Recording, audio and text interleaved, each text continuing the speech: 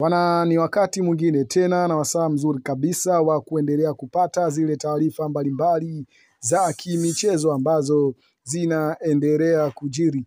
Nikukumbushe tu mdau wa soka, kama bado huja subscribe channel yetu, cha kufanya ni kubonyeza subscribe button iliyopo chini ya video hii, lakini pia hakikisha unabonyeza hicho kikengele ili usipitwe na taarifa zote za kimichezo utakazo kusogezea hapa katika channel yako bora kabisa ya kimichezo.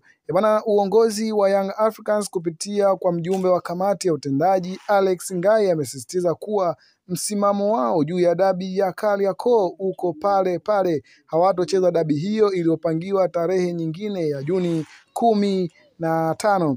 Ngai amewasisitiza wanachama na mashabiki wa klabu hiyo kuto kuwageuka na kusimamia msimamo wao mmoja kama walivyokubaliana.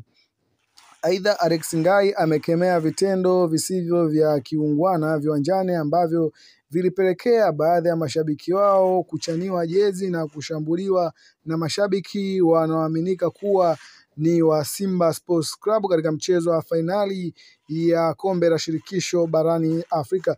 Kiongozi huyo amesisitiza kuwa hakuna haja ya mashabiki wa Young Africans kwenda kwenye mechi za Simba na mashabiki wa Simba wasiende kwenye mechi za Yanga. Bwana, huyo ndiyo Alex Ngai amesisitiza hayo, na pia ameongea juu ya kuhakikisha hawachezi mechi ya dabi ya Kariakoo kama ambavyo imepangwa na shirikisho la soka nchini Tanzania TFF pamoja na bodi ya ligi.